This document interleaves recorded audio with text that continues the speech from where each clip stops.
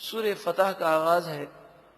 سورۃ الفتح مدنیہ، سورہ فتح مدنی ہے، ہجرت کے بعد اس کا نزول ہوا۔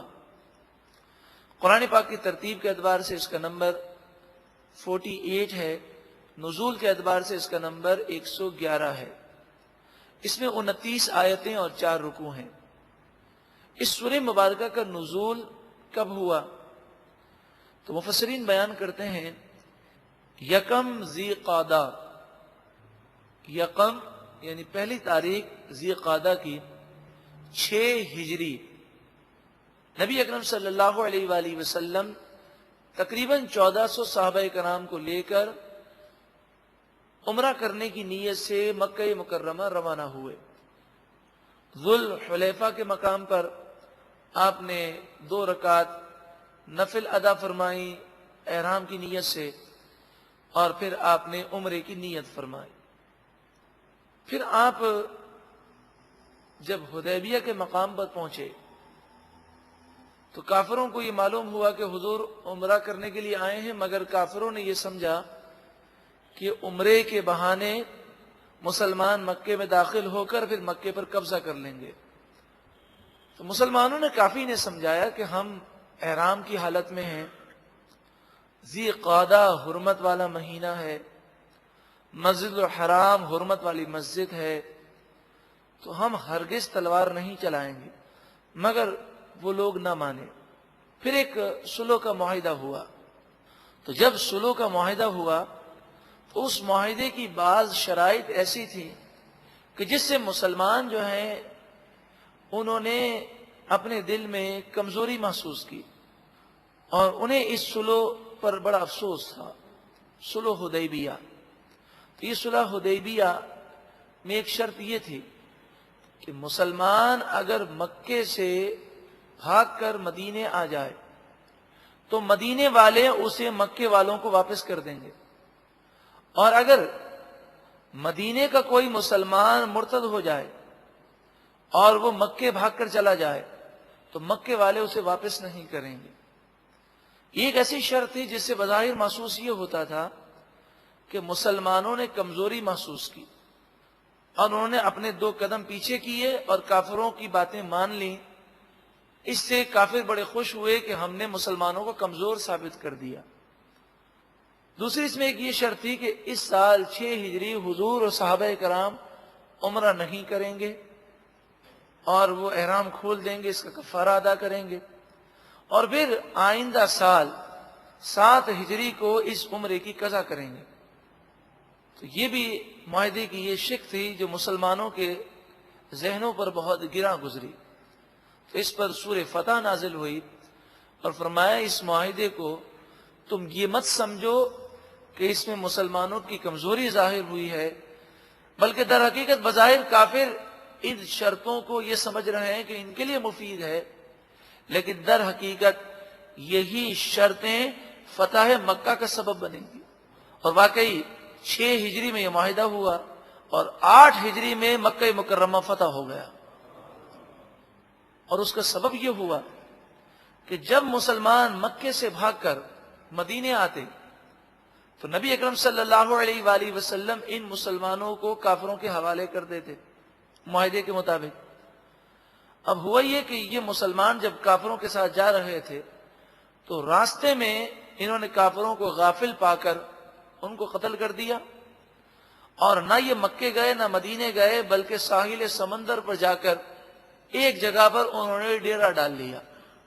اب وہ خندرات قسم کی جگہیں تھیں جہاں پر خندرات تھے، اور کچھ پہاڑی علاقہ تھا، وہاں پر ان مسلمانوں نے ڈیرا ڈال دیا۔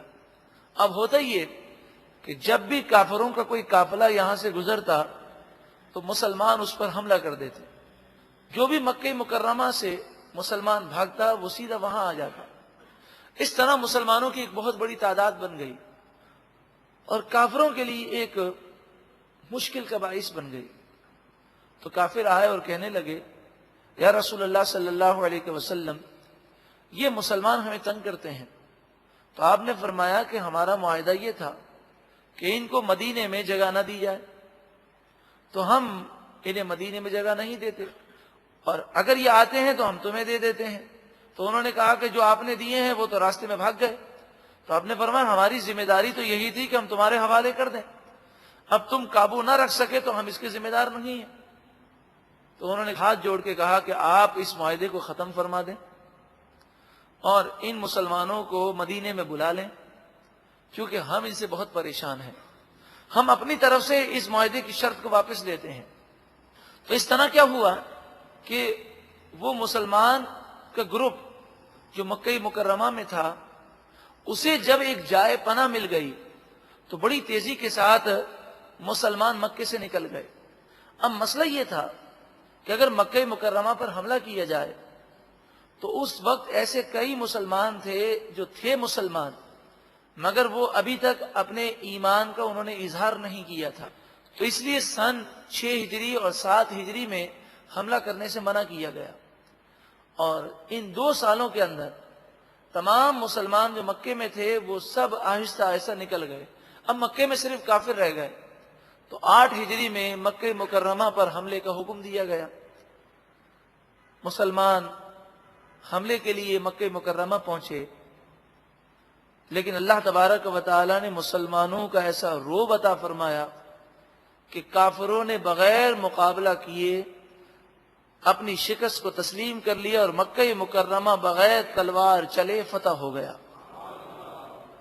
تو ایک جو سب سے بڑا مسئلہ تھا کہ مکہ مکرمہ میں مسلمان ہیں جو اپنے ایمان کو چھپائے ہوئے ہیں, جس کا ذکر سورہ فتح میں موجود ہے کہ اگر اس وقت حملہ ہو جاتا, کافروں نے تو بڑی کوشش کی, انہوں نے مسلمانوں کو عمرہ نہ کرنے دیا, انہوں نے معاہدے کی شرائط ایسی رکھی کہ جس کے اندر مسلمانوں کو پیش آئے اور وہ تسلیم کرنے سے انکار کریں, مگر اللہ تبارک و تعالی نے اجازت نہ مرحمت فرمائی کہ اگر اس وقت حملہ کر دیتے مسلمان تو نقصان یہ تھا کہ کئی ایسے مسلمان مارے جاتے جو ابھی تک اپنے ایمان کو چھپائے ہوئے تھے. بسم اللہ الرحمن الرحیم, اللہ کے نام سے شروع جو بہت زیادہ مہربان نہایت رحم کرنے والا. انا فتحنا لک فتحا مبینا, بے شک ہم نے آپ کو روشن فتح عطا فرمائی. وہ فتح مکہ کی بشارت ہے کہ صلح حدیبیہ یہ فتح مکہ کی تیاری ہے کہ مکہ مکرمہ پر حملہ کرنے کے لیے ضروری تھا کہ مکے سے مسلمانوں کو نکال لیا جائے, اور نکالنے کی صورت یہ صلح حدیبیہ کا معاہدہ بنا. لِيَغْفِرَ لَكَ اللَّهُ مَا تَقَدَّمَ مِن ذَنبِكَ وَمَا تَأَخَّرَ. اللہ رب العالمین نے اپنے محبوب کو وہ مقام عطا فرمایا کہ اول آخر جتنے لوگ جنت میں جائیں گے اور جن کی بخشش ہوگی محبوب کریم صلی اللہ علیہ وسلم کے صدقے اور حضور کی شفاعت کے ذریعے ہوگی, تاکہ اللہ تعالی آپ کے اگلوں کے گناہ اور آپ کے پچھلوں کے گناہ بخش دے. وَيُتِمَّ نِعْمَتَهُ عَلَيْكَ, اور آپ پر اپنی نعمت پوری کر دے. وَيَهْدِيَكَ صِرَاطًا مُسْتَقِيمًا, اور اللہ رب العالمین آپ کو سیدھے راستے پر قائم و دائم فرمائے. تو نبی تو سیدھے راستے پر قائم و دائم ہیں, حضور کے صدقے حضور کے ماننے والے بھی سیدھے راستے پر قائم و دائم ہیں. وَيَنْصُرَكَ اللَّهُ نَصْرًا عَزِيزًا, اور اللہ تبارک و تعالی آپ کو غالب مدد عطا فرمائے. هُوَ الَّذِي أَنزَلَ السَّكِينَةَ, وہ ذات جس نے سکون کو نازل کیا. فی قلوب المؤمنین, وہ ذات جس نے مومنوں کے دلوں میں سکون کو نازل کیا, کیونکہ کافروں نے تو بڑی ضد کی. اگر مومن اس معاہدے پر دستخط نہ کرتے, نبی اکرم صلی اللہ علیہ وآلہ وسلم اس معاہدے کو تسلیم نہ کرتے, تو پھر نوبت جنگ کی آ جاتی اور اس میں فتح مکے کی ہو جاتی. لیکن 2 نقصان تھے. ایک نقصان یہ کہ جنگ سے مکہ فتح ہوتا, اور 8 سن ہجری میں بغیر جنگ کے مکہ فتح ہو گیا. دوسرا نقصان یہ تھا کہ جنگ ہوتی تو مسلمان جو چھپائے ہوئے ہیں اپنے ایمان کو وہ مارے جاتے. لیزدادوا ایمانا مع ایمانہم، تاکہ ان کا ایمان مزید بڑھ جائے. کہ معاہدہ سمجھ میں نہیں آ رہا تھا، لیکن حضور نے جب تسلیم کر لیا تو صحابہ کرام نے اپنی عقلوں کو حضور کے حکم پر قربان کر دیا. پھر جب دیکھا کہ حضور کا فیصلہ بالکل صحیح تھا تو مزید ان کا ایمان اور مضبوط ہو گیا. وَلِلَّهِ جُنُودُ السَّمَاوَاتِ وَالْأَرْضِ، اور اللہ ہی کے لیے آسمان و زمین کے لشکر ہیں. وَكَانَ اللَّهُ عَلِيمًا حَكِيمًا، اور اللہ تعالی علم والا، حکمت والا ہے. لِيُدْخِلَ الْمُؤْمِنِينَ وَالْمُؤْمِنَاتِ، یہ صلح حدیبیہ کا معاہدہ، یہ معاہدہ حدیبیہ اس لیے ہے تاکہ اللہ تعالیٰ مومنوں کو، مومن مردوں کو اور مومن عورتوں کو داخل فرمائے جنات، جنتوں میں، تجری من تحتها الانہار، جن کے نیچے نہریں رواں دواں ہیں، خالدین فیہا، ہمیشہ ہمیشہ اس میں رہیں گے. وَيُكَفِّرَ عَنْهُمْ سَيِّئَاتِهِمْ، اور اللہ تعالی ان کی خطاؤں کو مٹا دے گا. وَكَانَ ذَلِكَ عِنْدَ اللَّهِ فَوْزًا عَظِيمًا، اور یہ اللہ کے نزدیک بہت بڑی کامیابی ہے. سورہ فتح میں یہ بھی درس ہے کہ اللہ اور اس کے رسول کا حکم اور اس پر عمل کرنا بظاہر ہمیں یہ محسوس ہو کہ اس میں ہمیں تو نقصان ہوگا، لیکن بندہ اگر توکل کرے، اللہ پر بھروسہ رکھے اور اللہ اور اس کے رسول کے حکم پر عمل کرے تو رب العالمین اس کی غیب سے مدد فرمائے گا. آج جتنے گناہ کیے جاتے ہیں ان میں سے اکثریت گناہوں کی یہ ہے کہ ہم یہ سمجھتے ہیں کہ اگر یہ گناہ نہیں کریں گے تو ہمیں مالی طور پر یہ نقصان ہوگا یا ہمارے فلاں رشتہ دار ناراض ہو جائیں گے. حقیقتاً یہ ہمارے ایمان کی کمزوری ہے. وَيُعَذِّبَ الْمُنَافِقِينَ وَالْمُنَافِقَاتِ وَالْمُشْرِكِينَ وَالْمُشْرِكَاتِ، اور یہ صلح حدیبیہ اس لیے ہوئی تاکہ اللہ تعالیٰ منافقوں کو، منافق مردوں کو، منافق عورتوں کو، مشرک مردوں کو، مشرک عورتوں کو عذاب دے، سزا دے. الظَّانِّينَ بِاللَّهِ ظَنَّ السَّوْءِ، یہ لوگ اللہ کے بارے میں برے گمان کیا کرتے تھے اور یہ سمجھتے تھے کہ اللہ تعالی مسلمانوں کی مدد نہیں فرمائے گا تو ان کے حوصلے پست ہو جائیں اور یہ غمگین ہو جائیں. اور پھر صلح حدیبیہ کے بعد مسلمان ہر جنگ میں فتح ہوتے گئے اور ہر جنگ میں کافر مشرک پیچھے ہٹتے گئے. علیہم دائرۃ السوء، انہی لوگوں پر برائی کی گردش ہے. یہ سمجھتے ہیں مسلمان گردش میں ہیں، یہ خود مصیبت کی گردش میں آئے ہوئے ہیں. وغضب اللہ علیہم، اور اللہ نے ان پر غضب فرمایا. ولعنہم، اور ان پر لعنت فرمائی. واعد لہم جہنم، اور ان کے لیے اللہ نے جہنم کو تیار کیا. وساءت مصیرا، اور جہنم بہت بری جگہ ہے پلٹنے کی، جہنم میں جانا بہت ہی برا ہے. وَلِلَّهِ جُنُودُ السَّمَاوَاتِ وَالْأَرْضِ، اللہ ہی کے لیے آسمانوں و زمین کے لشکر ہیں. وَكَانَ اللَّهُ عَزِيزًا حَكِيمًا، اور اللہ غالب حکمت والا ہے. إِنَّا أَرْسَلْنَاكَ شَاهِدًا وَمُبَشِّرًا وَنَذِيرًا، بے شک ہم نے اے محبوب آپ کو شاہد بنا کر بھیجا، مبشر بنا کر بھیجا، نذیر بنا کر بھیجا. مبشر کے معنی تو ہیں خوشخبری سنانے والا، نذیر کے معنی ہے اللہ کے عذاب سے ڈرانے والا، اور شاہد کے معنی ہے گواہ. گواہی وہی دے سکتا ہے جو دیکھ رہا ہو، جسے لوگوں کے اعمال کا پتہ ہو. اسی لیے شاہد کے معنی یہ ہیں کہ نبی اکرم صلی اللہ علیہ وسلم دنیا کے تمام لوگوں کے اعمال کو دیکھ رہے ہیں اور ان کی اچھائیوں اور برائی پر آپ گواہی دیں گے. حاضر ناظر کے معنی یہ نہیں ہوتے کہ حضور جسم ظاہری کے ساتھ یہاں پر موجود ہیں. حاضر ناظر بر اعمال امت. عقیدہ مسلمانوں کا یہ ہے کہ امت کے اعمال کو حضور دیکھ رہے ہیں. حضور قبر انور میں جلوہ افروز ہیں اور امت کے اعمال کو دیکھ رہے ہیں. یہ عقیدہ ہے حاضر ناظر بر اعمال امت. لِتُؤْمِنُوا بِاللَّهِ وَرَسُولِهِ، تاکہ تم اللہ پر ایمان لاؤ اور اس کے رسول پر ایمان لاؤ.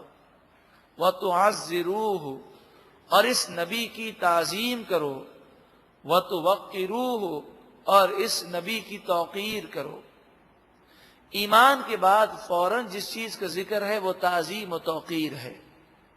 یہاں پر تعظیم اور توقیر کا کوئی طریقہ بیان نہیں کیا گیا کہ تعظیم و توقیر کیسے کرنی ہے. ہر وہ طریقہ جو شریعت کے مطابق جائز ہو وہ بالکل کر سکتے ہیں. بلکہ صحابہ کرام اور اولیاء نے اپنے عمل سے تعظیم و توقیر کے کئی انداز بتائے. اب ان کے علاوہ بھی جو بھی تعظیم و توقیر کا انداز ہو وہ اختیار کر سکتے ہیں، مگر جو شریعت کے خلاف ہے وہ کرنا منع ہے. سجدہ تعظیمی نہیں کر سکتے، رکوع تعظیمی نہیں کر سکتے، طواف تعظیمی نہیں کر سکتے. تو جو جائز ہے وہ تعظیم کرنے میں کوئی حرج نہیں. وَتُسَبِّحُوهُ بُكْرَةً وَأَصِيلًا، اور تاکہ تم اللہ کی تسبیح پاکی بیان کرو صبح و شام. اللہ کی تسبیح کرنا یہاں مراد نماز ہے. نماز اور عبادت کا ذکر بعد میں ہے، تعظیم و توقیر کا ذکر پہلے ہے. تو ایمان ہوگا اور حضور کی تعظیم و توقیر ہوگی، حضور سے محبت اور حضور کی عظمت دلوں میں ہوگی، تب ہی اس کی عبادتیں قبول ہوں گی اور اسے عبادتوں کو سرور ملے گا. جس کے دل میں حضور کی محبت نہیں، تعظیم نہیں، توقیر نہیں، وہ عبادتوں کی لذتیں اور عبادتوں پر ثواب نہیں پا سکتا. ان الذین یبایعونک، نبی اکرم صلی اللہ علیہ وآلہ وسلم جب روانہ ہوئے تو چند واقعات پیش آئے. پہلا واقعہ تو یہ آیا کہ آپ احرام باندھ کر 1400 صحابہ کرام کو لے کر روانہ ہوئے تو راستے میں پانی ختم ہو گیا.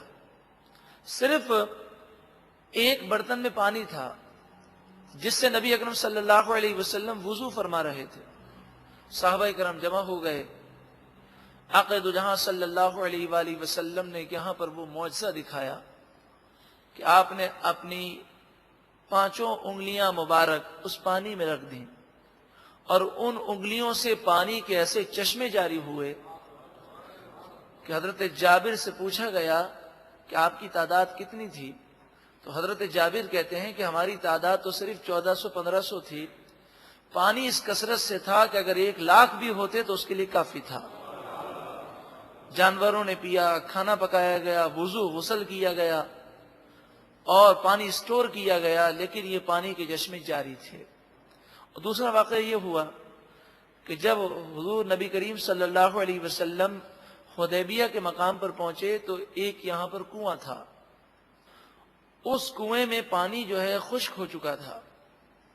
آقا دو جہاں صلی اللہ علیہ وسلم نے کلی فرمائی اور اپنی کلی مبارک کا پانی جب اس کنویں میں ڈالا تو یہ پانی نے ایسا جوش مارا کہ پانی کنویں سے ابلنے لگا اور یہ پانی بھی تمام صحابہ کرام کے لیے کافی تھا.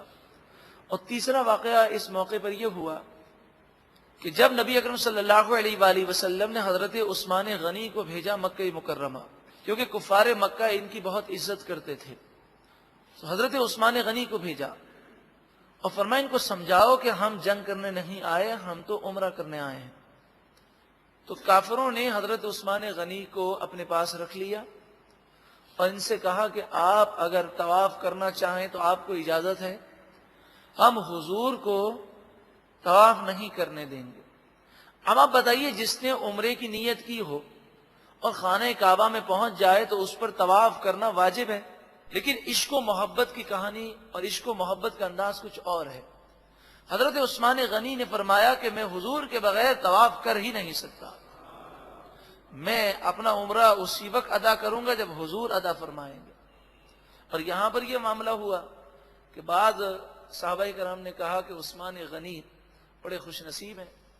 بعض مسلمانوں نے کہا کہ مکہ مکرمہ پہنچ گئے, انہوں نے خانہ کعبہ کی زیارت کی. تو آقا تو جہاں صلی اللہ علیہ وسلم کو بھی اپنے محبت کرنے والے کی محبت کا علم ہے. آپ فرماتے ہیں عثمان مکے تو پہنچ گئے لیکن یہ طواف نہیں کریں گے, یہ میرے بغیر عمرہ کرنے کے لیے تیار نہیں ہوں گے. کافروں نے حضرت عثمان غنی کو مہمان بنا کر رکھا اور ایک افواہ پھیلائی کہ حضرت عثمان غنی کو کافروں نے شہید کر دیا. اب مسئلہ کیا تھا؟ یہ ایک ٹیسٹنگ پوائنٹ تھا. جو جنگی حکمت عملی کو سمجھتے ہیں وہ جانتے ہیں یہ در حقیقت مسلمانوں کی طاقت کا اندازہ کرنا تھا. اگر مسلمان جوش کا مظاہرہ نہ کرتے تو واقعی وہ حضرت عثمان غنی کو شہید کر دیتے. تو انہوں نے شہید نہیں کیا, صرف افواہ پھیلا کر دیکھا کہ مسلمان کا رد عمل کیا ہے. نبی اکرم صلی اللہ علیہ وآلہ وسلم نے تعلیم ہمیں جو ارشاد فرمائی, جنگی حکمت عملی سکھائی. ایسے موقع پر کیا کرنا چاہیے؟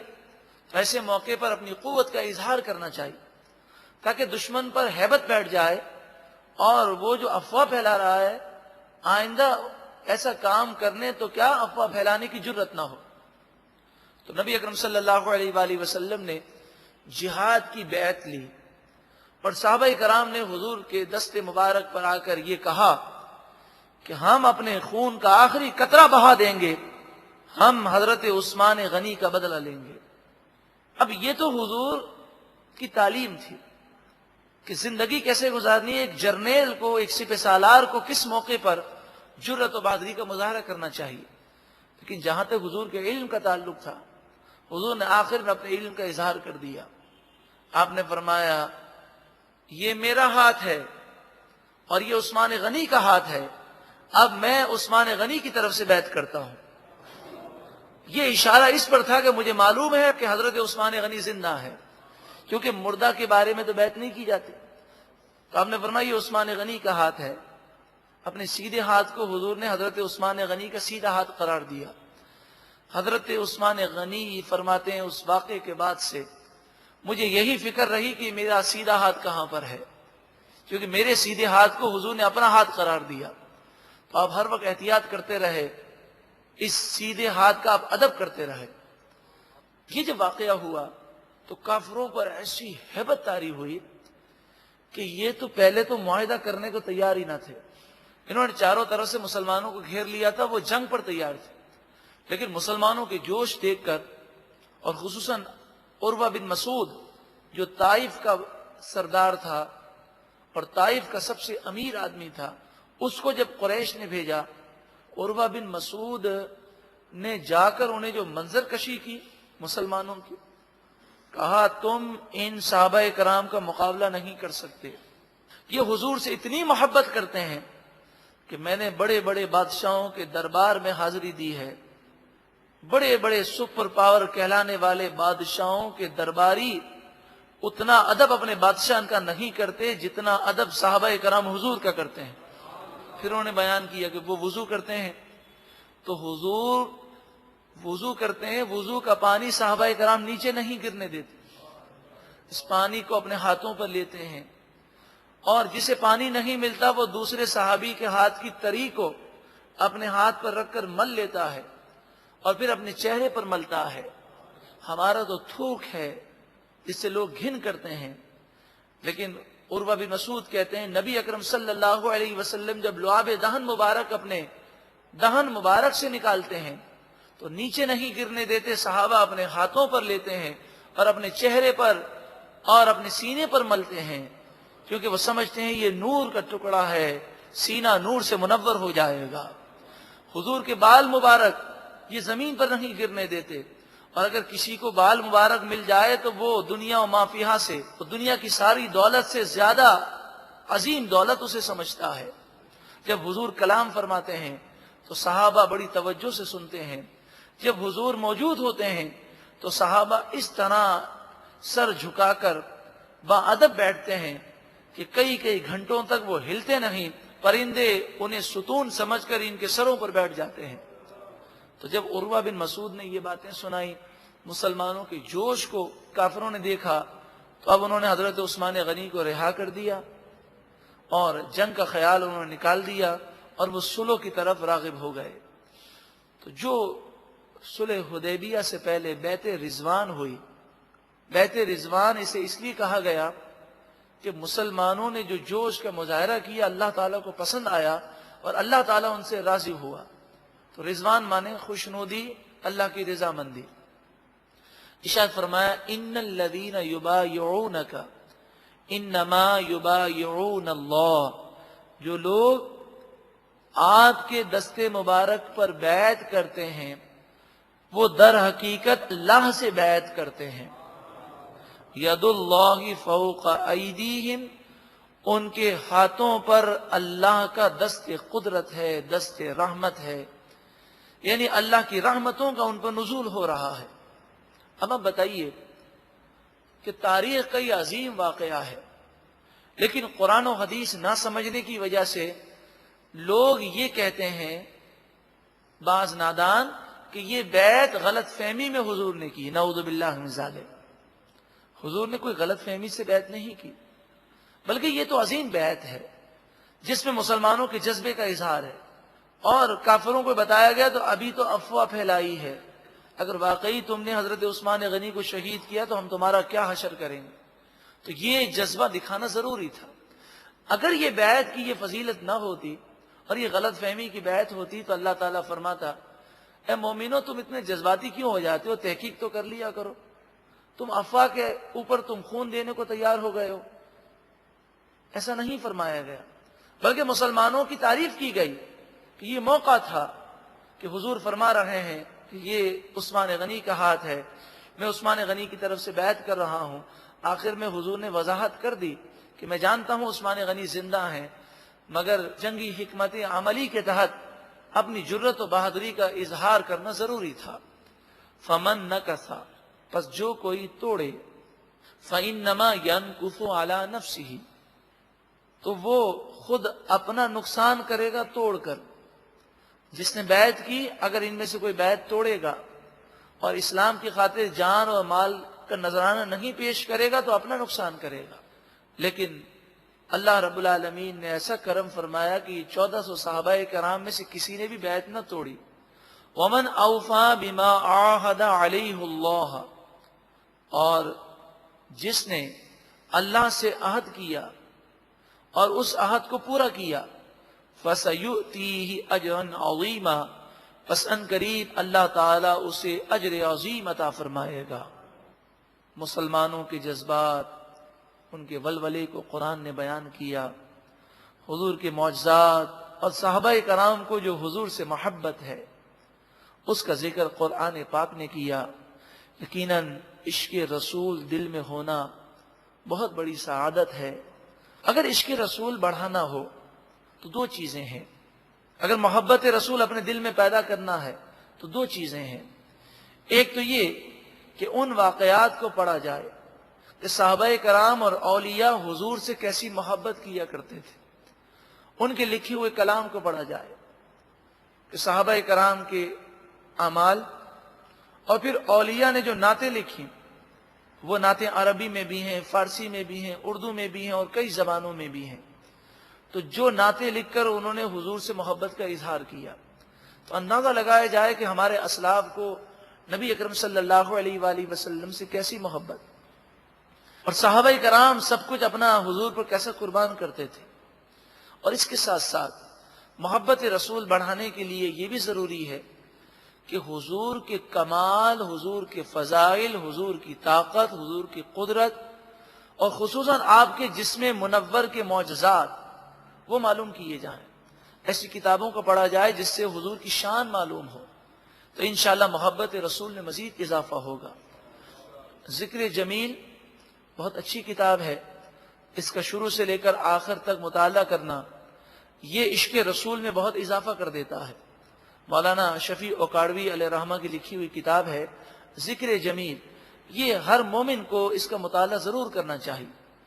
اور دوسری کتاب صحابہ کرام کا عشق رسول، یہ کتاب پڑھنے سے اندازہ ہوتا ہے کہ ہمارے پیارے صحابہ حضور سے کس قدر محبت کرتے تھے۔ یہ تو ایک بات ہے، دوسری بات یہ ہے کہ ذرہ برابر بھی محسوس ہو کہ فلاں کے دل میں حضور کی محبت نہیں، وہ حضور کے عیب بیان کرتا ہے، وہ ذات جو عیب سے پاک ہے ان کے عیب ڈھونڈتا ہے، ان کے علم پر اعتراض کرتا ہے، ان کی طاقت پر اعتراض کرتا ہے، اس سے ایسے بھاگیں جیسے آگ سے بھاگتے ہیں، نہ اس سے کلام کریں، نہ اس سے دوستی رکھیں، نہ اس کے ساتھ کھائیں پیئیں۔ حدیث پاک میں فرمایا وَلَا تُجَالِسُوهُمْ، ایسے لوگوں کے پاس نہ بیٹھو، وَلَا تُوَاكِلُوهُمْ، ایسے لوگوں کے ساتھ کھانا نہ کھاؤ، وَلَا تُشَارِبُوهُمْ، ایسے لوگوں کے ساتھ پانی نہ پیو، اور فرمایا ان سے دور بھاگو کہ ایسے لوگوں کی باتیں انسان کے دل میں وسوسہ پیدا کرتی ہیں، اور وہ محبت رسول جو ایمان کا خزانہ ہے اس سے وہ دور ہو جاتا ہے۔ اللہ رب العالمین ہمیں مزید عشق رسول عطا فرمائے، اور حقیقی محبت اور حقیقی عشق یہ ہے کہ حضور کی تعلیم پر بھی عمل کیا جائے۔ رب العالمین ہمیں اپنی اور اپنے محبوب صلی اللہ علیہ وسلم کی فرما برداری کرنے کی توفیق عطا فرمائے۔ یہ سورہ فتح کا دوسرا رکوع اور 26ویں پارے کا 10واں رکوع ہے۔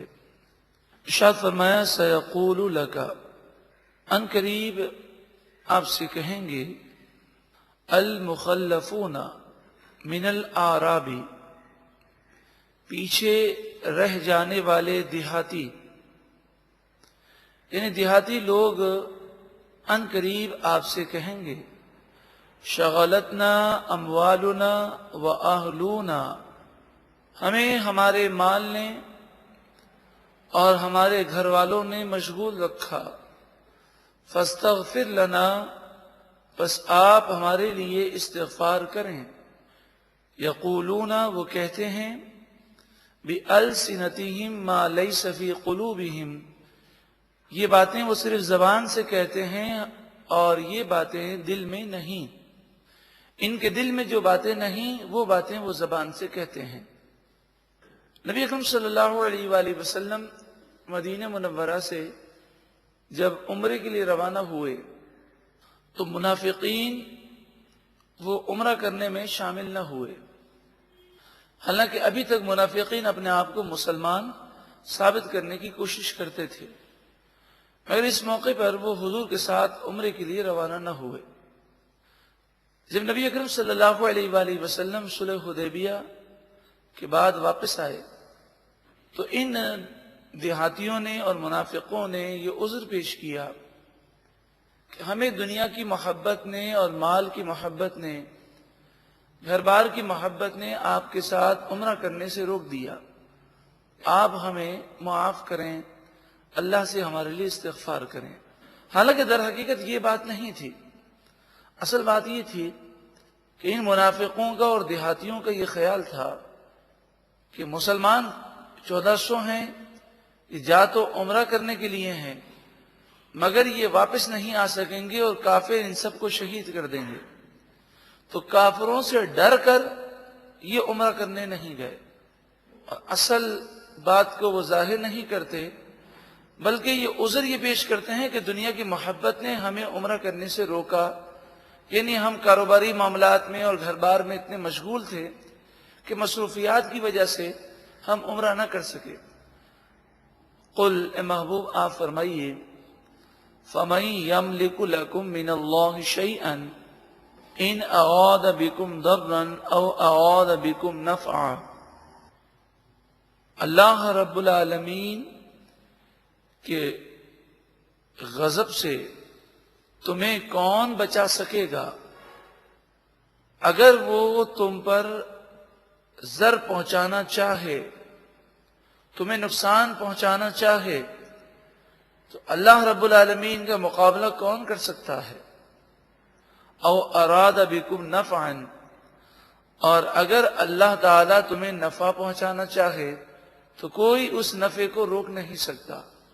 مراد یہ کہ تمہیں اللہ پر بھروسہ کرنا چاہیے اور عمرہ کے لیے نکلنا چاہیے تھا، تم کافروں سے کیوں ڈرے؟ بل کان اللہ بما تعملون خبیرا، بلکہ اللہ تعالیٰ تمہارے تمام کاموں سے باخبر ہے۔ بل ظننتم، بلکہ اصل بات یہ ہے تم نے گمان کیا أَلَّن يَنْقَلِبَ الرَّسُولُ وَالْمُؤْمِنُونَ إِلَىٰ أَهْلِيهِمْ أَبَدًا، کہ ہرگز رسول صلی اللہ علیہ وسلم اور مومنین کے متعلق تم نے گمان کیا کہ یہ اپنے گھر والوں کی طرف اب کبھی بھی واپس نہیں آ سکیں گے. ان کا یہ خیال تھا کہ کوئی بچ کر واپس نہیں آئے گا. وَزُيِّنَ ذَلِكَ فِي قُلُوبِكُمْ، اور یہ باتیں تمہارے دلوں میں اچھی تمہیں محسوس ہوئیں، سنوار دی گئیں. تم نے اس فیصلے کو اور اس خیال کو اچھا سمجھا، اور اپنے آپ کو تم نے یہ سمجھا کہ ہم بڑے عقل مند ہیں، کہ بڑی دانش مندی کا فیصلہ کر رہے ہیں. وَظَنَنْتُمْ ظَنَّ السَّوْءِ، اور تم نے بہت ہی برا گمان کیا، بہت برے خیالات میں تم مبتلا ہوئے. وَكُنْتُمْ قَوْمًا بُوغًا، اور تم تو ہو ہی ہلاک ہونے والی قوم کہ جب دل کے اندر حضور کی محبت نہیں، حضور کی تعظیم و توقیر نہیں، اور تمہارے دل میں اتنی بھی حضور سے محبت نہیں کہ اگر حضور عمرے کے لیے جا رہے ہیں اور تمہارا یہ خیال ہے کہ کافر حملہ کریں گے اور کافروں کی تعداد بہت زیادہ ہے، تو اگر تمہیں ذرا بھی حضور سے محبت ہوتی اور تمہارا ایمان ذرہ برابر بھی ہوتا تو تم گھر میں بیٹھنے کے بجائے اپنی جانیں حضور پر نچھاور کرنا پسند کرتے. وَكُنْتُمْ قَوْمًا بُوغًا، اور تم تو ہو ہی ہلاک ہونے والی قوم.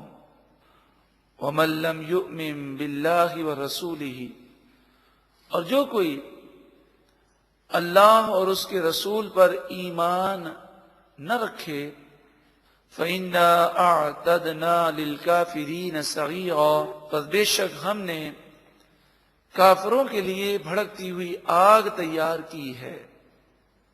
وَلِلَّهِ مُلْكُ السَّمَاوَاتِ وَالْأَرْضِ، اور اللہ ہی کے لیے آسمان اور زمین کی بادشاہت ہے. يَغْفِرُ لِمَن يَشَاءُ وَيُعَذِّبُ مَن يَشَاءُ، جسے چاہتا ہے بخش دیتا ہے اور جسے چاہتا ہے عذاب دیتا ہے. وَكَانَ اللَّهُ غَفُورًا رَحِيمًا، اور اللہ بخشنے والا مہربان ہے. سَيَقُولُ الْمُخَلَّفُونَ، عمرے سے پیچھے رہ جانے والے عنقریب کہیں گے، اِذَا انطَلَقْتُمْ، جب تم چلو گے، إِلَى مَغَانِمَ، غنیمتوں کی طرف، لِتَأْخُذُوهَا، تاکہ تم ان غنیمتوں کو حاصل کرو. جب تم مال غنیمت حاصل کرنے کے لیے چلو گے تو عمرے سے پیچھے رہ جانے والے تمہیں کہیں گے.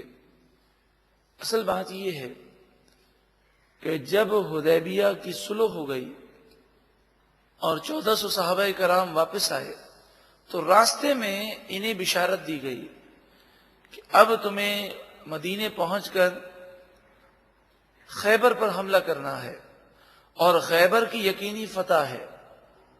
لیکن اس خیبر کے حملے میں صرف وہی مسلمان جائیں گے، وہ 1400 مسلمان جو حضور کے ساتھ عمرے کے لیے آئے تھے. اس کے علاوہ اور کوئی نہیں جائے گا، اور خیبر کی فتح کا سارا مال غنیمت انہیں ہی تقسیم کیا جائے گا. انہی 1400 صحابہ کرام کو خیبر کا مال غنیمت دیا جائے گا.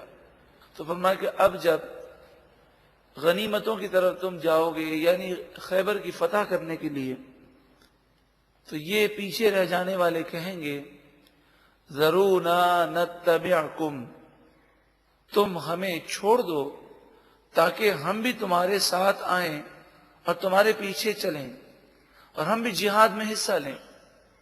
یریدون ان یبدلوا کلام اللہ، وہ چاہتے ہیں کہ اللہ کے کلام کو بدل دیں.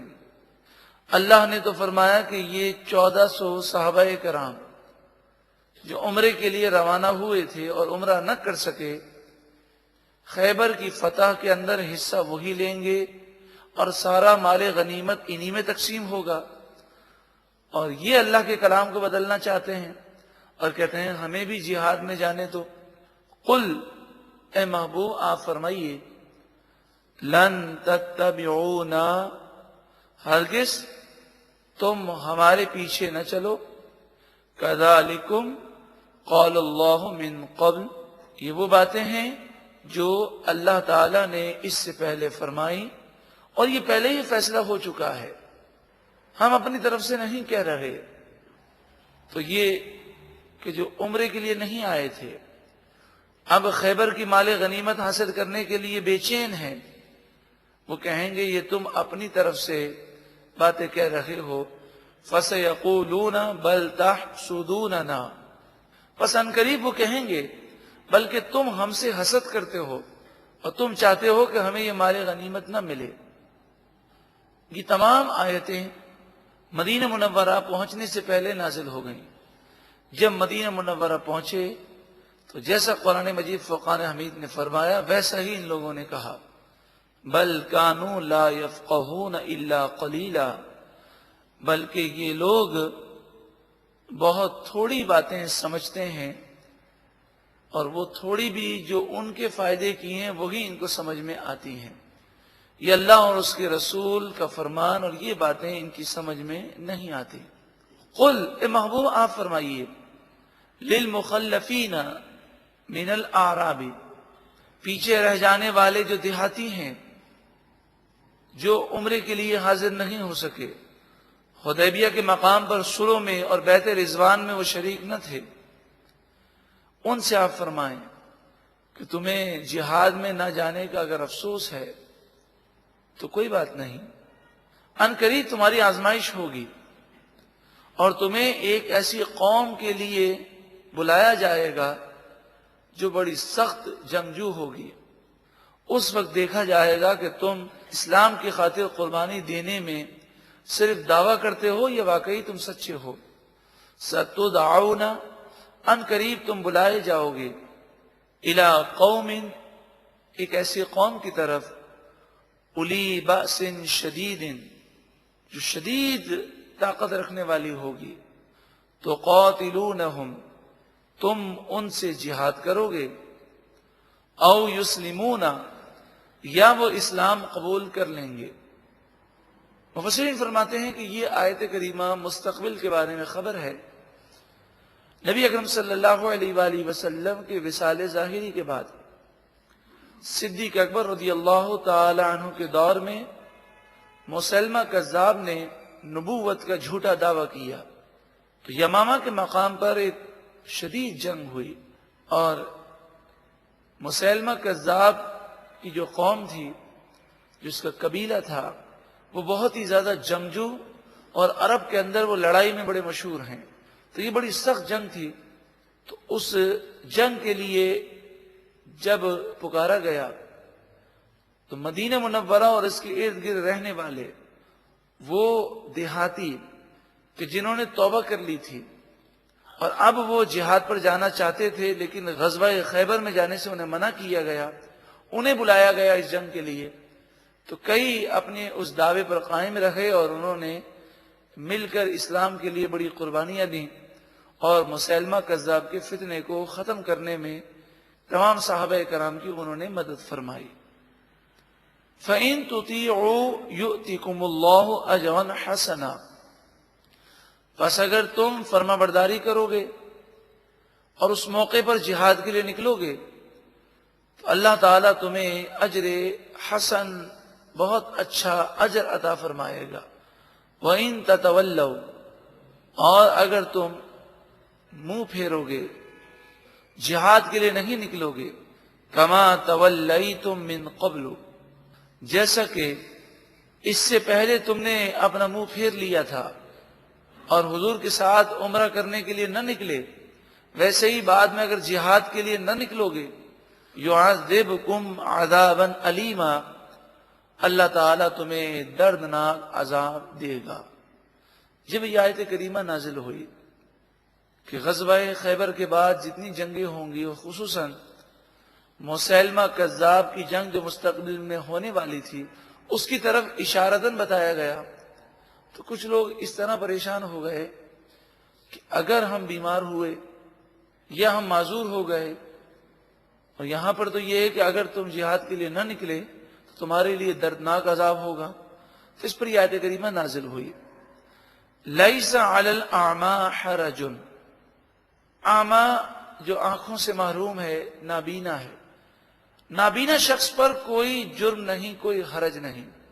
ولا علی الاعرج حرج، اور لنگڑے پر کوئی حرج نہیں. ولا علی المریض حرج، اور بیمار پر کوئی حرج نہیں، یعنی اگر وہ جہاد پر نہ جا سکیں تو ان کی گرفت نہیں ہوگی. وَمَن يُطِعِ اللَّهَ وَرَسُولَهُ، اور جو کوئی اللہ اور اس کے رسول کی فرما برداری کرے، يُدْخِلْهُ جَنَّاتٍ تَجْرِي مِن تَحْتِهَا الْأَنْهَارُ، اللہ تعالیٰ اسے جنتوں میں داخل فرمائے گا جس کے نیچے نہریں رواں دواں ہیں.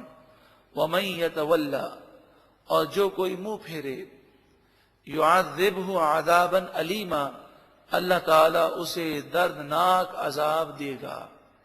اللہ اور اس کے رسول کی فرما برداری پر جنت کی بشارتیں ہیں.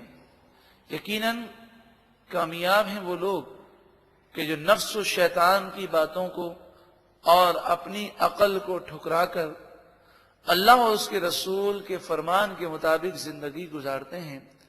رب العالمین ہم سب کو بھی توفیق عطا فرمائے. سورۃ الفتح آیت نمبر 18، سورہ فتح کا تیسرا رکوع. لقد رضی اللہ عن المؤمنین، بے شک اللہ تعالی مومنوں سے راضی ہو گیا. اذ یبایعونک تحت الشجرۃ، جب وہ آپ سے بیعت کرنے لگے درخت کے نیچے. ہم اس بیعت رضوان کی حکمت سن چکے کہ نبی اکرم صلی اللہ علیہ وآلہ وسلم باوجود اس کے کہ آپ جانتے ہیں کہ حضرت عثمان غنی رضی اللہ تعالی عنہ زندہ ہیں، انہیں شہید نہیں کیا گیا، لیکن اس کے باوجود آپ نے صحابہ کرام سے بیعت لی. صحابہ کرام نے جذبات کا اظہار کیا. یہ سب کچھ اس لیے تھا تاکہ کافروں پر رعب و دبدبہ طاری ہو جائے. تو جن صحابہ کرام نے جان مال سب کچھ قربان کرنے کی بیعت کی، یہ عمل اللہ تعالیٰ کو بہت پسند آیا، اور اس عمل کی برکتیں یہ ظاہر ہوئیں کہ پھر اس کے بعد کافر کبھی بھی مسلمانوں پر حملہ کرنے کی جرت نہ کر سکے، کیونکہ انہوں نے مسلمانوں کے جوش اور ولولے کو دیکھا. فرمایا جن لوگوں نے درخت کے نیچے بیعت کی، اللہ رب العالمین ایسے مومنوں سے راضی ہوا، اسی لیے اسے بیعت رضوان کہتے ہیں. فَعَلِمَ مَا فِي قُلُوبِهِمْ، پس اللہ تعالیٰ جانتا ہے جو کچھ ان کے دلوں میں ہے. فَأَنزَلَ السَّكِينَةَ عَلَيْهِمْ، پس اللہ تعالیٰ نے مومنوں پر سکینہ کو نازل کیا. وَأَثَابَهُمْ فَتْحًا قَرِيبًا، اور ایک قریبی فتح کی بشارت انہیں عطا فرمائی. وہ فتح خیبر ہے، اور پھر اس کے بعد فتح مکہ ہے. تو مسلمان ایسے حالات میں گھبرانے کے بجائے اللہ تعالیٰ نے ان پر سکینے اطمینان کو نازل کیا، اور ان کی جذبات اور بڑھ گئے. وَمَغَانِمَ كَثِيرَةً، اور بہت ساری غنیمتوں کا اللہ تعالیٰ نے صلہ دینے کا وعدہ فرمایا. یأخذونہا، جو مسلمان ان غنیمتوں کو حاصل کریں گے. وَكَانَ اللَّهُ عَزِيزًا حَكِيمًا، اور اللہ تعالی غالب حکمت والا ہے. وَعَدَكُمُ اللَّهُ مَغَانِمَ كَثِيرَةً، اور اللہ نے وعدہ فرمایا، اللہ نے تم سے وعدہ فرمایا بے شمار غنیمتوں کا. تأخذونہا، جو تم حاصل کرو گے. مستقبل میں کئی فتوحات ہوں گی. فَعَجَّلَ لَكُمْ هَذِهِ، پس اللہ تعالیٰ نے تمہارے لیے اس فتح کو جلدی عطا فرمایا. یہ فتح تمہیں جلد عطا فرمائی. فتح خیبر اور اس کا مال غنیمت فوراً ہے، اور اس کے بعد بے شمار فتوحات ہیں اور بے شمار مال غنیمت ہے. وَكَفَّ أَيْدِيَ النَّاسِ عَنْكُمْ، اور اللہ تعالیٰ نے لوگوں کے ہاتھوں کو تم سے روکا، کافر تم پر حملہ نہ کر سکے۔ وَلِتَكُونَ آیَةً لِلْمُؤْمِنِينَ، اور ان تمام باتوں کو اللہ تعالیٰ نے، اس فتح کو اور ان تمام باتوں کو اللہ تعالیٰ نے مومنوں کے لیے نشانی بنایا کہ مومن جب مکے سے مدینے جاتے ہیں، مدینے پہنچتے ہی انہیں خیبر کی طرف روانہ ہونے کا حکم ہوتا ہے، اور بڑی آسانی سے چند دنوں میں خیبر کا قلعہ، جو یہودیوں کا سب سے مضبوط قلعہ تھا، وہ فتح ہو گیا۔ تو یہ مزید ایمان والوں کے دلوں کو مضبوط کرنے کے لیے ہے۔ وَيَهْدِيَكُمْ صِرَاطًا مُسْتَقِيمًا، اور اللہ تعالیٰ تمہیں سیدھا راستہ دکھاتا ہے۔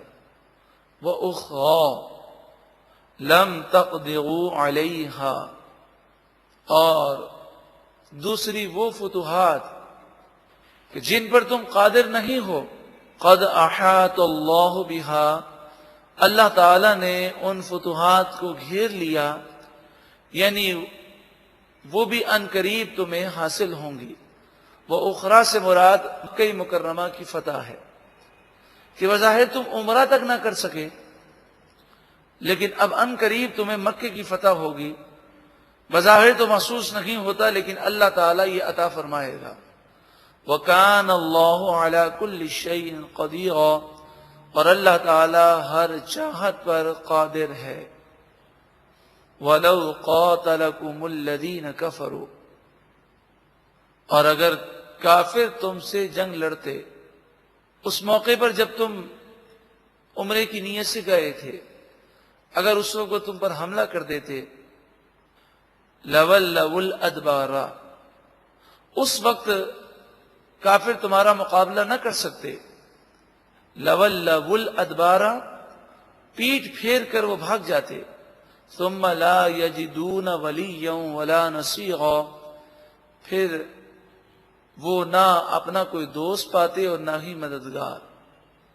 یعنی اگر بالفرض 1400 صحابہ کرام پر کافر حملہ کر دیتے، تب بھی مکہ مکرمہ فتح ہو جاتا اور کافروں کو شکست ہوتی، مگر اس میں خطرہ یہ تھا کہ جو مسلمان ایمان چھپائے ہوئے مکے میں رہتے ہیں تو وہ بھی لپیٹ میں آ جاتے۔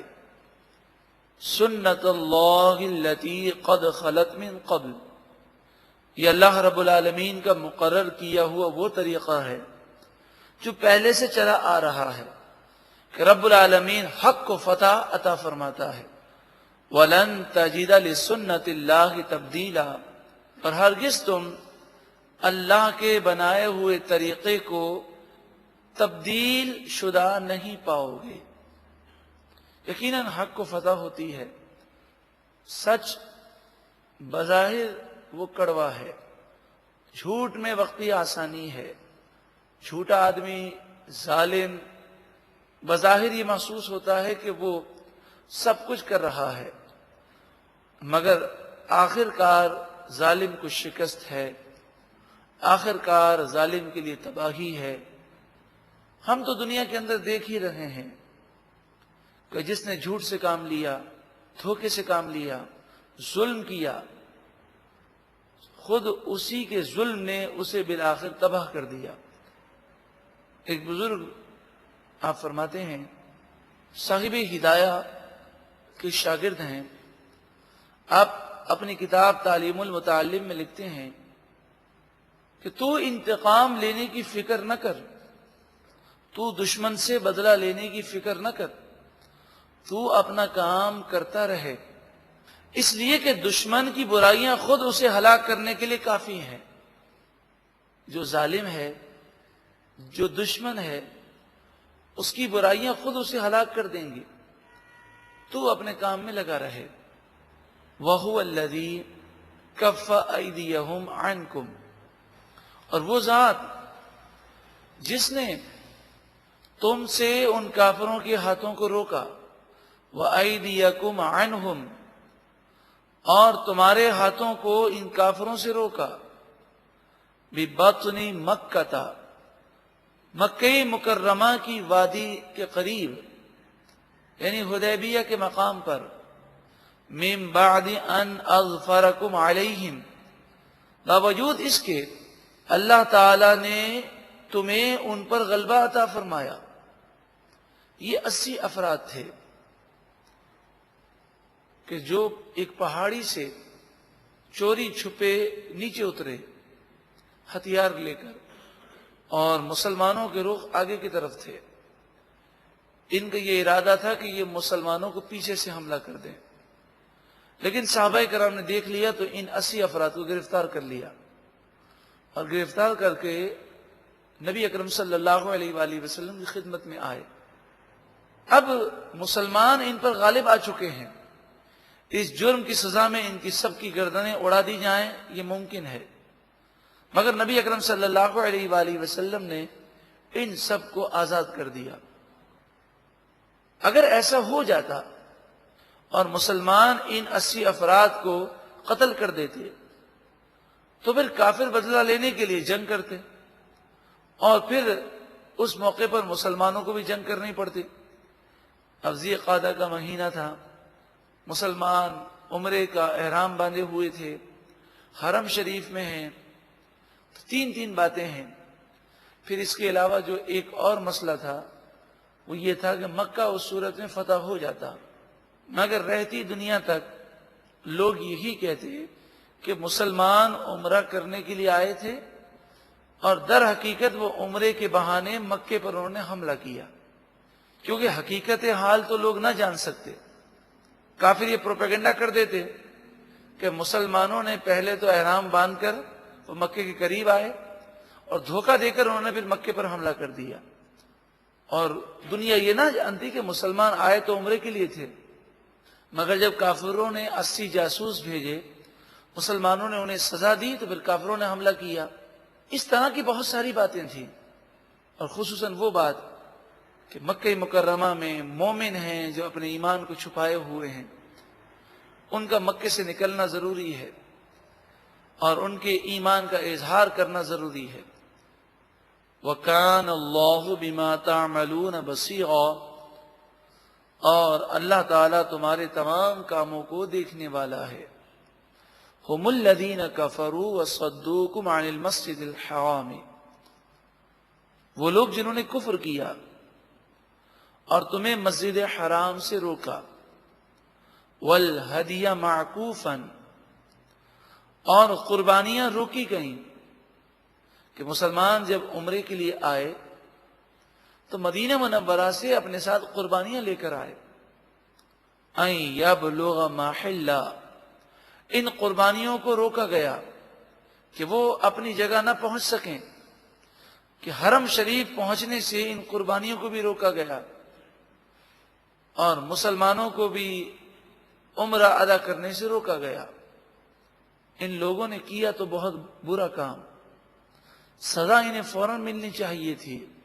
وَلَوْلَا رِجَالٌ مُؤْمِنُونَ، اور اگر مومن مرد نہ ہوتے، وَنِسَاءٌ مُؤْمِنَاتٌ، اور مومن عورتیں نہ ہوتیں، لَمْ تَعْلَمُوهُمْ، جنہیں تم جانتے نہیں ہو، جو اپنے ایمان کو چھپائے ہوئے ہیں، ان تطؤوہم، اس بات کا خطرہ ہے کہ تم اس وقت حملہ کرتے تو تم ان مومنوں کو کچل دیتے، فتصیبکم منہم معرۃ بغیر علم، بس اس وقت تمہیں ان کی طرف سے غم پہنچتا نادانی کی وجہ سے، تم یہ کہتے ہمیں پتہ نہیں تھا، بعد میں معلوم ہوتا یہ تو مومن تھا، تو کتنا افسوس ہوتا تمہیں۔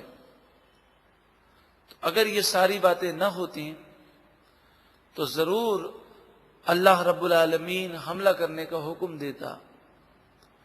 لِيُدْخِلَ اللَّهُ فِي رَحْمَتِهِ مَن يَشَاءُ، اصل بات یہ ہے اللہ تعالیٰ جسے چاہتا ہے اپنی رحمت میں داخل فرماتا ہے۔ تو مسلمانوں کو اللہ تعالیٰ نے اپنی رحمت میں داخل کیا، وہ جان بوجھ کر بھی غلطیوں سے محفوظ رہے اور انجان میں نادانستہ طور پر جو غلطیاں ہوں اس سے بھی اللہ نے مسلمانوں کو بچایا، کیونکہ سیاسی طور پر یہ بہت بڑا نقصان ہوتا، کیونکہ نادانستہ طور پر بھی اگر مسلمان مکے میں موجود ان مسلمانوں کو قتل کر دیتے تو ان کے وہ رشتہ دار کہ جو مسلمان ہیں انہیں شدید رنج پہنچتا، اور وہ کہتے یہ مسلمان کیسے ہیں کہ انہوں نے ہمارے مسلمان بھائیوں کو شہید کر دیا، حالانکہ شرعی طور پر یہ عذر موجود تھا کہ ہمیں نہیں معلوم تھا کہ مسلمان ہیں، ہم تو انہیں کافر سمجھے، مگر جذبات اور جس کے یہاں پر میت ہو جائے اس کے حالات وہ انسان کے کنٹرول میں نہیں ہوتے، وہ جذبات کی کیفیات اور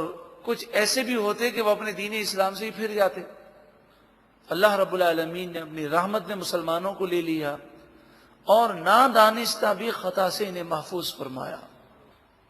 اے مالک و مولا تو ہم پر بھی کرم فرما، جان بوجھ کر گناہوں سے بھی بچا اور انجان میں بھی گناہوں سے محفوظ فرما۔ لو تزیلوا، اگر وہ جدا ہو جاتے یعنی مسلمان کافروں سے ممتاز ہو جاتے، لعذبنا الذین کفروا منہم عذابا علیما، تو ہم ضرور ان میں کے کافروں کو دردناک عذاب دیتے۔ یعنی یہ 1400 صحابہ کرام کافروں کو شدید شکست دیتے اور انہیں بہت اچھا سبق سکھا دیتے۔ ایک تو کانسیپٹ یہ ہے کہ مسلمان جب وہاں سے نکلے تو ایک نظریہ تو یہ ذہن میں آتا ہے کہ اچھا وہ جنگ نہ ہوئی، مسلمانوں سے بہت بڑی غلطی ہو گئی، ان کو عمرہ کرنے کے لیے نہیں جانا چاہیے تھا، حالات اور جنگی حکمت عملی کے خلاف تھا۔ ایک تو اس طرح کی باتیں ہیں، لیکن قرآن نے ان باتوں کا ذکر نہیں کیا، بلکہ قرآن مجید فرقان حمید نے یہ بیان کیا کہ اس وقت مسلمان جس جذبے کے ساتھ تھے، اگر کافر حملہ کرتے تو مسلمان انہیں منہ توڑ جواب دیتے۔ یہ تو صرف رب العالمین کی مصلحت اور حکمت ہے جو مسلمانوں کے لیے ہے کہ 2 سال کے بعد پھر مکہ فتح ہوا بغیر جنگ کے اور بغیر تلوار چلائے، اور پھر اس کے بعد جوگ در جوگ کافر مسلمان ہونے لگے۔ اذ جعل، یاد کرو جب، جعل الذین کفروا فی قلوبہم الحمیۃ، وہ کافر جن کے دلوں میں ضد تھی، مخالفت اور ضد، یاد کرو جب ان کافروں نے جو ضدی ہیں حمیت الجاہلیت، جاہلیت والی ضد کی کہ نہیں ابھی اس سال تو عمرہ کرنا ہی نہیں دیں گے، آئندہ سال آئیں 3 دن کے لیے ہم مکہ خالی کر دیں گے، خالی سے مراد یہ کہ ان کو آنے دیں گے اور یہ عمرہ کر سکتے ہیں۔ ارے بھئی 3 دن کے لیے آئندہ سال تم عمرے کی اجازت دینے کو تیار ہو تو اس سال عمرے کی اجازت کیوں نہیں دے رہے؟ لیکن ان کی ایک ضد تھی کہ سیاسی طور پر ہم دنیا کو یہ دکھانا چاہتے ہیں کہ مسلمانوں کو ہم نے روک دیا تو وہ نہ آ سکے، اور آئندہ سال آئیں گے تو ہماری اجازت سے آئیں گے، تو وہ اپنا رعب و دبدبہ عرب کے لوگوں پر بٹھانا چاہتے تھے، اور یہ ایک جاہلیت والی ضد تھی۔ مسلمان بھی اگر ضد کرتے کہ نہیں اسی سال عمرہ کرنا ہے تو اس کا نتیجہ جنگ ہوتی، اور جنگ کی صورت میں وہی نقصانات ہیں جو پہلے ذکر کیے گئے۔ فَأَنزَلَ اللَّهُ سَكِينَتَهُ عَلَى رَسُولِهِ وَعَلَى الْمُؤْمِنِينَ، پس اللہ تعالیٰ نے اپنے رسول پر اور مومنوں پر اطمینان اور سکینے کو نازل فرمایا، اور انہوں نے کہا ٹھیک ہے اس سال نہیں آئندہ سال ہم عمرے کے لیے آئیں گے، کوئی بات نہیں۔ وَأَلْزَمَهُمْ كَلِمَةَ التَّقْوَى، اور تقوی اور پرہیزگاری کا کلمہ ان مسلمانوں کے دلوں میں پختہ کر دیا۔ مسلمان متقی اور پرہیزگار ہیں، اسی پر وہ قائم رہے۔ وَكَانُوا أَحَقَّ بِهَا وَأَهْلَهَا، مسلمان ہی تقوی کے زیادہ حقدار ہیں اور زیادہ اہل ہیں۔ وَكَانَ اللَّهُ بِكُلِّ شَيْءٍ عَلِيمًا، اور اللہ تعالی ہر چیز کو خوب جاننے والا ہے۔ یہاں پر بعض مفسرین یہ بیان کرتے ہیں کہ بسا اوقات بعض فیصلے ایسے ہوتے ہیں کہ جس میں دنیا یہ کہتی ہے کہ فلاں کی جیت ہو گئی، فلاں کی ہار ہو گئی، لیکن جنگی حکمت عملی کے مطابق یا ہمارے حالات کے مطابق ہمارا فیصلہ درست ہوتا ہے، لیکن پھر لوگوں کے کہنے کی وجہ سے اور ان کی ملامت کرنے کی وجہ سے ہم اپنے فیصلے کے بارے میں پیچھے ہٹ جاتے ہیں اور ہم کہتے ہیں نہیں یہ کریں گے تو لوگ کیا کہیں گے، جناب یہ تو بزدل بن گیا۔ لیکن ان آیات سے معلوم یہ ہوا کہ ہمیں یہ نہیں دیکھنا چاہیے کہ لوگ کیا کہہ رہے ہیں۔ اگر کوئی ہم فیصلہ کرتے ہیں اور وہ فیصلہ ہمارے حق میں بہتر ہے، چاہے وقتی طور پر ہمیں 2 قدم پیچھے ہٹنا پڑے، لیکن کبھی کبھی ایسا ہوتا ہے کہ 2 قدم پیچھے ہٹ کر آپ نے دیکھا ہوگا کہ جب کسی پر جنگ کے میدان میں حملہ کرنا ہوتا ہے تو بسا اوقات جنگی حکمت عملی کے تحت مجاہد کو کئی قدم پیچھے ہٹ کر پھر دوبارہ حملہ کرنا پڑتا ہے۔ تو جب وہ چند قدم پیچھے ہٹتا ہے، دیکھنے والا تو یہی کہے گا دیکھو بزدل پیچھے ہٹ رہا ہے، لیکن جو سمجھدار ہے وہ یہی کہے گا کہ وہ پیچھے ہٹ کر پوزیشن لے رہا ہے۔ تو جب تک انسان کسی بھی معاملے میں دانش مندی اور ہوشیاری جس چیز کو سمجھے اسی کو اختیار کرے اور لوگوں کی خاطر وہ اپنا نقصان نہ کرے اور ضد کی کیفیات میں وہ شکار نہ ہو۔ نبی اکرم صلی اللہ علیہ وآلہ وسلم آپ نے ایک خواب دیکھا اور وہ خواب اپنے صحابہ کرام کو سنایا۔ خواب اس طرح تھا کہ نبی اکرم صلی اللہ علیہ وآلہ وسلم اپنے صحابہ کرام کو لے کر مکہ مکرمہ میں داخل ہوئے اور امن اور اطمینان کے ساتھ مسلمان عمرہ کر رہے ہیں، طواف کر رہے ہیں، سعی کر رہے ہیں، بالوں کو منڈوا رہے ہیں، کوئی خوف نہیں ہے۔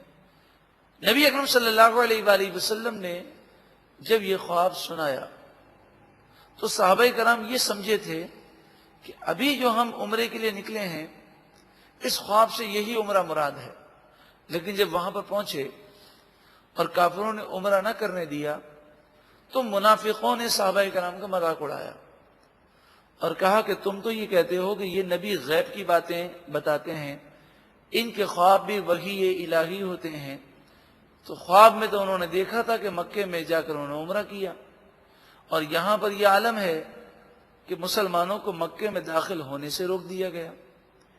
تو اس پر یہ آیت کریمہ نازل ہوئی کہ خواب تو سچا ہے، اس سے مراد یہ سال نہیں ہے، آئندہ سال 7 ہجری میں عمرہ کریں گے اور 8 ہجری میں مکہ مکرمہ فتح ہو جائے گا۔ تو یہ فتح مکہ کی بشارت ہے۔ لقد صدق اللہ رسولہ الرؤیا بالحق، بے شک اللہ نے اپنے رسول کا خواب سچا کر دکھایا۔ لَتَدْخُلُنَّ الْمَسْجِدَ الْحَرَامَ، ضرور بضرور تم داخل ہوگے مسجد حرام میں، انشاء اللہ آمینین، انشاءاللہ امن اور اطمینان کے ساتھ تم مسجد الحرام میں داخل ہوگے۔ محلقین رؤوسکم، اپنے سروں کو تم مونڈے ہوئے ہوگے، ومقصرین، اور بالوں کو تم کاٹے ہوئے ہوگے۔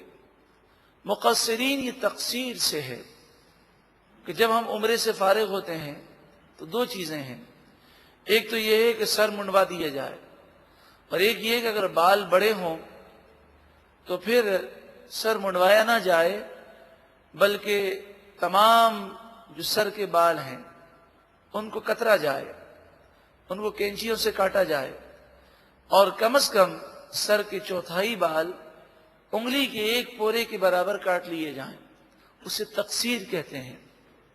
اب مسئلہ یہ ہے کہ سر کے جو بال ہیں وہ تو چاروں طرف سے کاٹے جائیں گے، مگر کچھ بال چھوٹے ہوں گے، کچھ بڑے ہوں گے۔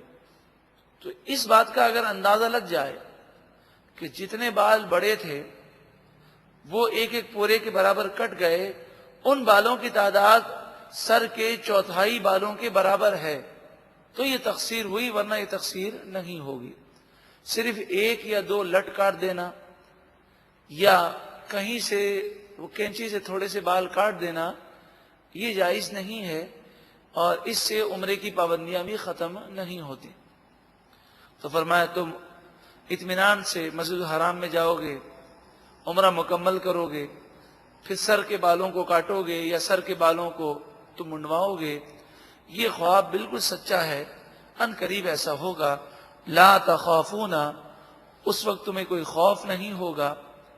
اب مسئلہ یہ ہے کہ 7 ہجری کو جب مسلمانوں نے عمرہ کیا تو کافروں کا خوف تھا، اور جب 8 ہجری کو مکہ مکرمہ فتح ہو گیا تو اب کافروں کا خوف باقی نہ رہا۔ تو یہاں مراد فتح مکہ ہے۔ فعلم ما لم تعلموا، پس اللہ تعالی وہ جانتا ہے جو تم نہیں جانتے۔ فجعل من دون ذلك فتحا قریبا، پس اللہ تبارک و تعالی نے اس کے علاوہ بھی تمہارے لیے نزدیک آنے والی فتح رکھی ہیں، کہ فتح مکہ کے علاوہ بھی کئی فتوحات تمہیں حاصل ہوں گی۔ هو الذی، وہ ذات جس نے ارسل رسولہ بالہدی، اپنے رسول کو ہدایت کے ساتھ بھیجا، ودین الحق، اور دین حق کے ساتھ بھیجا، لیظہرہ علی الدین کلہ، تاکہ اللہ تعالیٰ اس دین اسلام کو تمام دینوں پر غالب کر دے۔ تو حضور یہ دین لے کر آئے ہیں تاکہ دین اسلام تمام ادیان پر غالب آ جائے۔ اور وہ وقت آیا کہ جب مسلمان سپر پاور بن گئے اور دین اسلام کا ظاہری اور باطنی ہر طرح سے غلبہ ہو گیا۔ لیکن آج اگر مشکلات ہیں تو یہ ہمارے اپنے حالات ہیں۔ جب ہم قرآن سے دور ہو گئے تو دشمن ہم پر غالب آ گیا۔ وَكَفَى بِاللَّهِ شَهِيدًا، اور اللہ گواہی دینے کے لیے کافی ہے۔ محمد الرسول اللہ، محمد صلی اللہ علیہ وسلم اللہ کے رسول ہیں۔ والذین معہ اشداء علی الکفار، اور جو لوگ حضور کے ساتھ ہیں یعنی صحابہ کرام، اشداء علی الکفار، وہ کافروں پر سخت ہیں، وہ کافروں سے رعایت نہیں کرتے، کافروں سے انہیں کوئی محبت نہیں ہے۔ اشداء علی الکفار، کافروں پر وہ بڑے سخت ہیں۔ رحماء بینہم، اور آپس میں وہ بہت ہمدرد ہیں، آپس میں وہ رحیم ہیں، مہربان ہیں۔ قرآن مجید فرقان حمید صحابہ کرام کی تعریف بیان کرتا ہے کہ صحابہ کرام آپس میں مہربان ہے۔ یقیناً قرآن ہی کی بات درست ہے۔ قرآن تو فرمائے کہ صحابہ کرام آپس میں مہربان ہیں، اور اگر کوئی ہم سے یہ کہے کہ صحابہ کرام آپس میں لڑتے تھے تو ہم قرآن کی بات مانیں گے کہ اس کی مانیں گے؟ قرآن تو فرماتا ہے رحماء بینہم، حضرت علی اور حضرت امیر معاویہ میں کوئی نفرت نہیں تھی۔ حضرت علی، حضرت طلحہ اور حضرت عائشہ صدیقہ رضی اللہ تعالی عنہا میں کوئی نفرت نہیں تھی۔ جنگ جمل اور جنگ صفین، یہ دونوں جنگوں کے بارے میں اچھی طرح سمجھ لیجئے کہ تاریخ میں بہت ساری باتیں من گھڑت اور جھوٹی باتیں لکھی گئی ہیں۔ آپ تاریخ کی کتابوں کو یوں سمجھیں کہ جیسے اخبار ہوتا ہے، اخبار کے اندر مختلف قسم کی خبریں ہیں، اس میں کئی خبریں جھوٹی ہیں اور کئی خبریں سچی ہیں۔ تو تاریخ کی وہ مستند کتابیں کہ جس کے اندر سچی اور جھوٹی خبروں کے اندر امتیاز کیا گیا اور علماء نے تحقیق کی وہ یہ ثابت کرتے ہیں کہ حضرت امیر معاویہ اور حضرت علی آپس میں ملاقات کرتے ہیں اور حالات کے مطابق وہ سوچتے ہیں کہ کیا کرنا چاہیے۔ حضرت امیر معاویہ یہ مطالبہ کرتے ہیں کہ جو حضرت عثمان غنی کے قاتل ہیں انہیں فوراً سزا دی جائے، اور حضرت علی یہ کہتے ہیں کہ فی الوقت حالات اس کا تقاضا نہیں کرتے، حالات بہت خراب ہیں۔ حضرت امیر معاویہ آپ اپنے علاقے سے چل کر ایک مقام صفین ہے، یہاں پر آپ حاضر ہوتے ہیں، حضرت علی بھی آتے ہیں، دونوں کی گفتگو ہوتی ہے۔ حضرت علی دلائل پیش کرتے ہیں، حضرت امیر معاویہ کہتے ہیں آپ کی بات درست ہے، واقعی آپ یہاں رہ کر حالات کو زیادہ سمجھتے ہیں، تو واقعی اس وقت حالات ایسے نہیں، میں آپ کی بات تسلیم کرتا ہوں۔ حضرت علی فرماتے ہیں کہ جیسے ہی حالات صحیح ہوئے ہم حضرت عثمان غنی کے جو قاتل ہیں انہیں گرفتار کر کے سزا دیں گے۔ معاہدہ ہو جاتا ہے، دونوں طرف کے لوگ اپنے اپنے خیموں میں جا کر سو جاتے ہیں۔ اب جو لوگ منافقین تھے اور جو مسلمانوں میں فساد پیدا کرنا چاہتے تھے، جو حضرت عثمان غنی کے قاتل تھے، انہیں خیال کیا کہ جب تک مسلمانوں میں آپس میں لڑائی ہوتی رہے گی ہماری طرف کسی کی توجہ نہیں ہوگی، تو اب انہوں نے یہ خیال کیا کہ یہ تو معاہدہ ہو گیا، اب کیا کریں؟ تو ان لوگوں نے یہ کیا کہ حضرت علی کے خیموں کی طرف آئے، اور حضرت علی کے خیموں کی طرف سے حضرت امیر معاویہ کے خیموں کی طرف انہوں نے تیر برسانے شروع کر دیے۔ رات کا اندھیرا، اب جب حضرت امیر معاویہ کے ساتھی زخمی ہونے لگے اور انہوں نے جب رخ دیکھا کہ یہاں سے تیر آ رہے ہیں، تو اس زمانے کو آپ سمجھیے گا کہ کوئی وائرلیس نہیں، کوئی موبائل نہیں، کوئی ٹیلی فون سسٹم نہیں، ہزاروں افراد ہیں، اب اوپر سے تیر آ رہے ہیں تو کمانڈر سے پوچھنے کی حاجت نہیں ہوتی کہ کیا کرنا ہے۔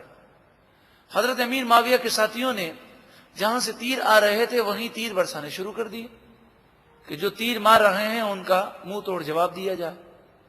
اب وہ تیر حضرت علی کے خیموں پر گرے، حضرت علی کے ساتھی اٹھے، انہوں نے یہ خیال کیا کہ یہ تیر حضرت امیر معاویہ کے خیموں کی طرف سے آ رہے ہیں، تو انہوں نے اس کے جواب میں تیر برسانے شروع کیے۔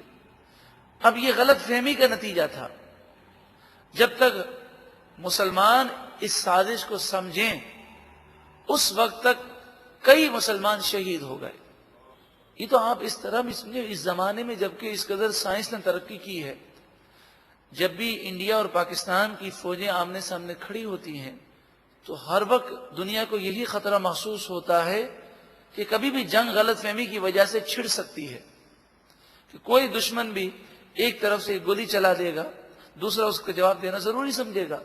اور دنیا کی ایسی کئی جنگیں ہیں کہ جو اس جدید دور کے اندر بھی غلط فہمی کی وجہ سے شروع ہوئی ہیں۔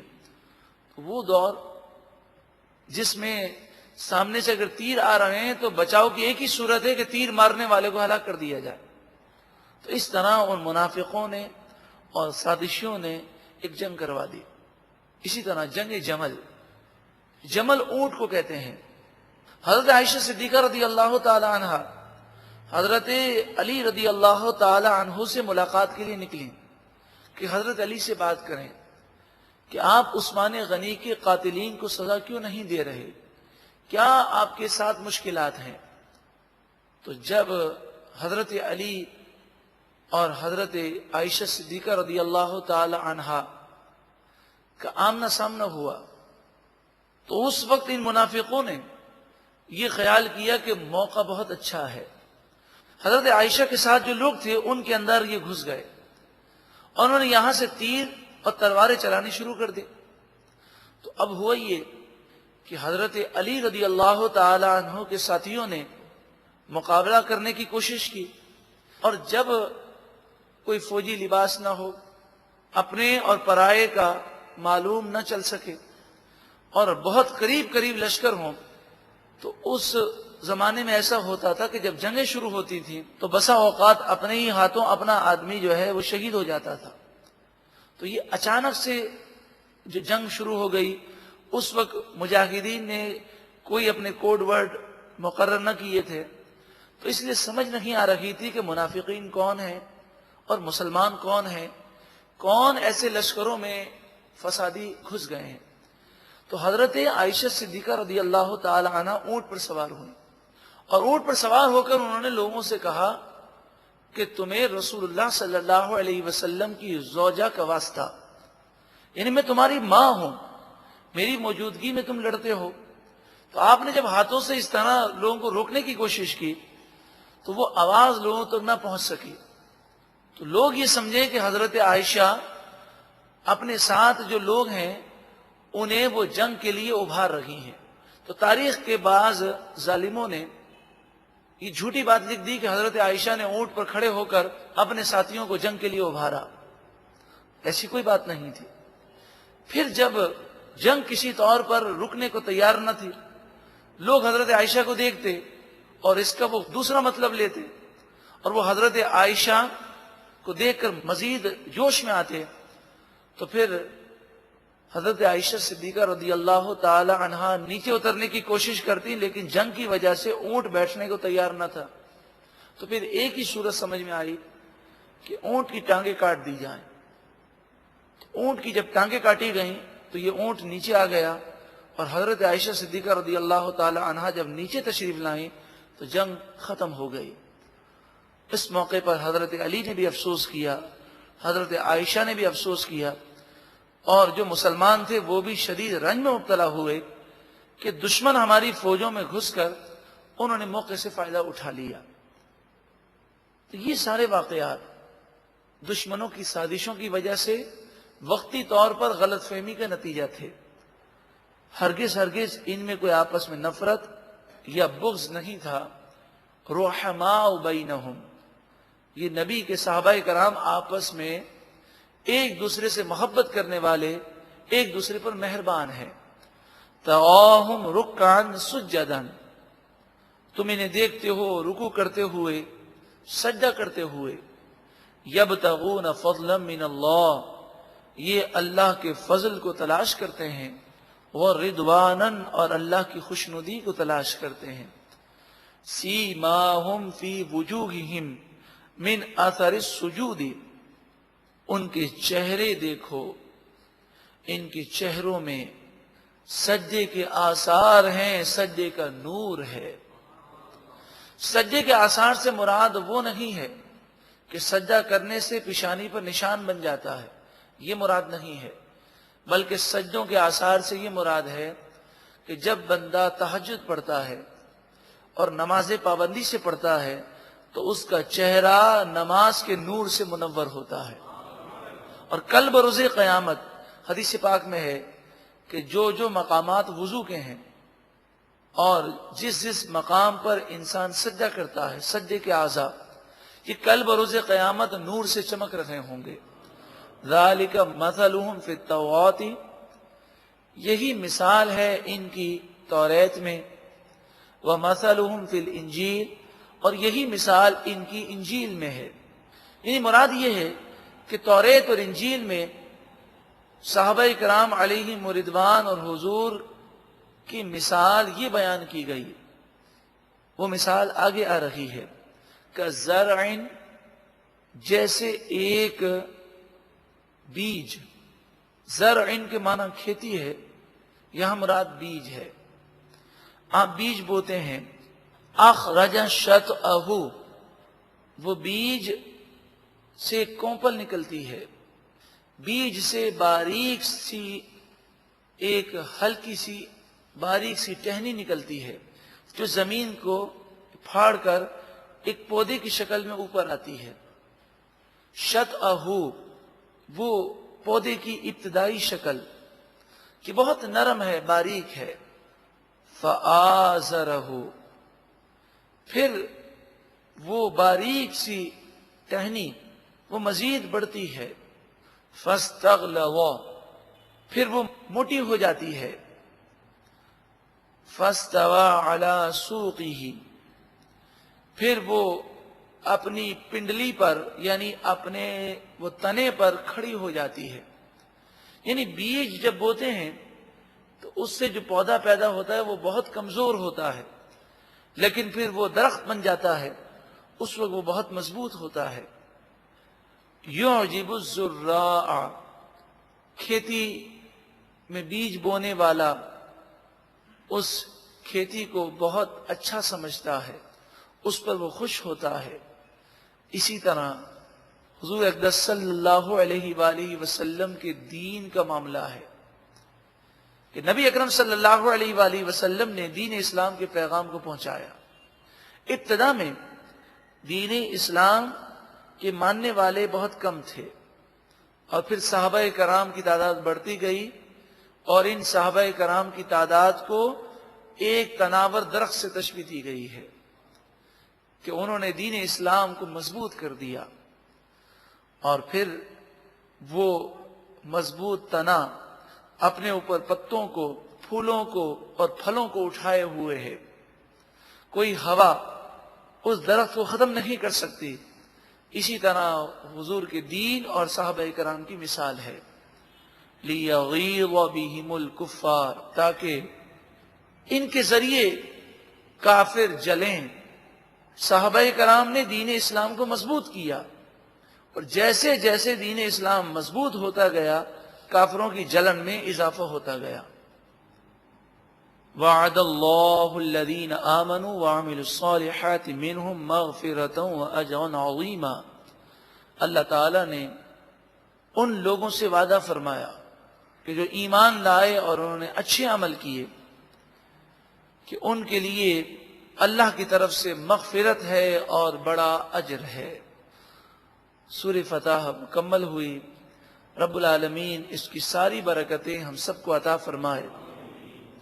یقیناً اس میں فتح کا ذکر ہے، موجودہ فتح کا بھی ہے اور آنے والی فتح کا ذکر بھی ہے. بعض علماء فرماتے ہیں کہ سورہ فتح پڑھی جائے کسی بھی مشکل میں آسانی حاصل کرنے کے لیے، اور اللہ تعالیٰ سے دعا مانگی جائے.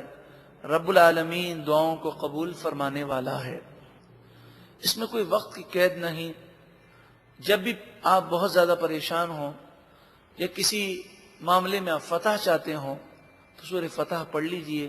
اللہ تعالیٰ سے اس سورت کے وسیلے سے دعا کیجئے اللہ رب العالمین ہمیں دنیا اور آخرت میں کامیابی عطا فرمائے.